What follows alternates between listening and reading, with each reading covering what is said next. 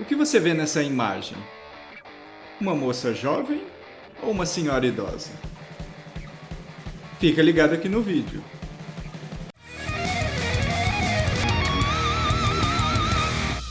E aí pessoal, tudo tranquilo? Sejam bem-vindos, eu sou o Homero e esse é o canal Tracejo. Você já deve ter visto alguma obra de arte ou ilustração que quando você olha sua cabeça fica sem entender direito o que está acontecendo, muitas vezes você nem acredita naquilo que está vendo. Isso porque muitos artistas fizeram e ainda fazem uso da ilusão de ótica e dos efeitos que ela pode ter no nosso sistema visual para tornar assim o seu trabalho inusitado e surpreendente. A ilusão nos faz ver as coisas de uma maneira diferente de como são na realidade. Isso porque nosso cérebro pode interpretar o que vemos de forma errada em certas condições ao comparar comprimentos, distâncias, ângulos, cores e imagens em determinadas perspectivas. Por exemplo, essas duas faixas cinzas, a letra A parece mais escura que a B. Porém, essa percepção acontece porque uma delas está inserida dentro de uma faixa branca e outra na faixa preta. Mas quando tiramos essas linhas horizontais, dá para ver que elas têm exatamente a mesma cor. Assim como essas faixas, que parecem que estão bem tortas, mas quando a gente tira as barras pretas, vemos que as linhas estão paralelas perfeitamente. E nesse outro caso dessas linhas, todo mundo diria que uma é maior que a outra, mas quando tiramos essas pontas também vemos que elas são exatamente do mesmo tamanho. Escher foi um artista gráfico holandês que teve um grande destaque pelas suas obras que fazem uso da ilusão de ótica. Ele produziu um acervo grande de litografias, estilogravuras, que são esses desenhos feitos em pedra, madeira. Podemos ver essas construções que desafiam a lógica, a gravidade, a própria realidade, Como essa imagem com uma queda d'água que a gente não consegue dizer nem onde é o início e nem onde é o fim dela. Suas obras mostram diversos planos em uma mesma cena com uma linguagem 3D e uma imagem bidimensional. Ele criou esses padrões geométricos que se transformam em outros, se encaixam perfeitamente e sofrem uma metamorfose. Esse quadro dos peixes que se transformam em pássaros, inclusive eu fiz uma releitura em uma camisa de futebol.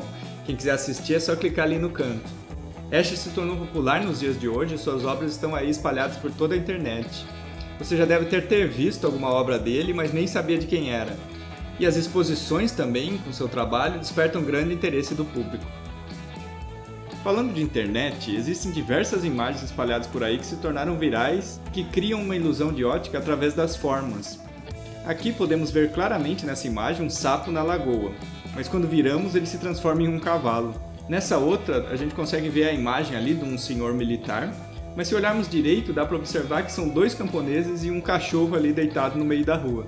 Essa aqui também temos a visão claramente de um casal de idosos, mas na verdade são dois homens sentados tocando violão e um tecido ali na frente deles. E essa imagem também que eu mostrei no começo, que já foi utilizada em cartões postais no passado, em anúncios de empresas de automóveis, é uma imagem bem conhecida no mundo. Podemos ver nela uma mulher jovem olhando para trás ou o rosto de uma mulher mais velha de lado, dependendo de como se olha. E nessa aqui dá pra gente ver uma caveira, mas que na verdade é apenas uma mulher se arrumando em frente ao espelho. Um movimento artístico em que se pode ver nas obras efeitos de ilusão de ótica é o surrealismo.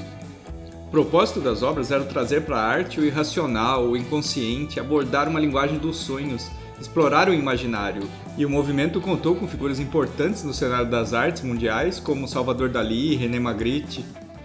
A ilusão de ótica tem um papel fundamental nesse contexto, pois nos faz enxergar algo fora da realidade, que é justamente o que eles se propunham. Podemos ver nessas obras esse efeito que faz com que a gente tenha interpretações diferentes do que está acontecendo, de acordo com a forma como se olha para a imagem. Percebam como as artes foram feitas em ângulos diferentes, numa perspectiva em comum, justamente para trazer essa sensação de algo fora da lógica que conhecemos. Um movimento artístico que tem como base esse recurso também é a Op Art, uma abreviação de Optical Art ou arte ótica. É um estilo que teve seu auge nos Estados Unidos na década de 60 e que se tornou popular também com diversos artistas. O movimento tinha como base a frase menos expressão e mais visualização. Ele buscava simbolizar um mundo mutável, instável, apesar dos trabalhos serem construídos ali dentro daquele rigor geométrico. As principais características da Op Art são estilo abstrato, a tridimensionalidade, os efeitos óticos e visuais, o movimento e contraste de cores, Pode-se criar clarões, vibrações, as formas às vezes parecem inchar, se deformar. a utilização também de tons vibrantes, mas o grande uso realmente do preto e do branco, também a utilização de formas geométricas e linhas, e nesse movimento o observador também passa a ser um participante das obras. As artes anamórficas também são um outro exemplo de um tipo de ilusão de ótica que se tornou muito popular nos últimos anos, principalmente pela viralização de muita coisa pela internet.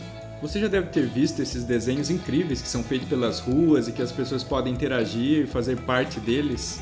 As artes têm esse efeito 3D e muitas parece que estão saindo do plano em que estão. Isso porque elas são desenhadas com uma deformação, e quando são vistas de um determinado ponto é possível visualizar a sua forma original.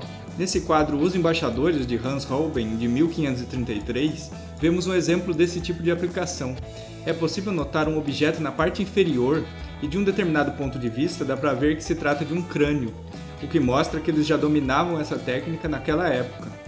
Aqui, outro tipo de distorção em que você consegue ver a imagem na forma exata com a utilização de um cilindro espelhado.